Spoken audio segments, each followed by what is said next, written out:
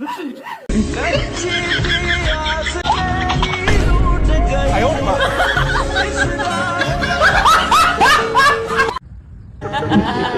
आंखों में भूत का साया है, इस पे किसी ने कुछ करवाया है। बाबा कैसे सही होगा? मैं मंत्र मारे देता हूँ, अभी उपाय आ जाएगा। बाबा मुझे देख लो पहले। बेटा इसका कर दूं फिर आएगा। निम्डा तड़क बूझते हुसते। ये तो बाहुबली का डायलॉग है। बेटा इस पे भूत भी तो साउथ का है, इसलिए बाहुबली का डायलॉग है। बैठ जा, तू डिस्टर्ब ना कर।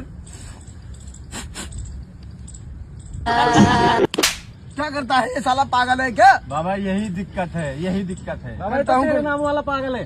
बेटा तू किसके चक्कर में पागल है? मैं तो तू बैठ उधर चुप।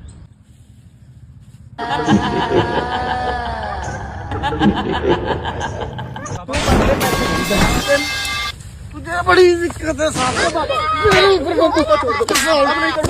कभी तुझे तकलीफ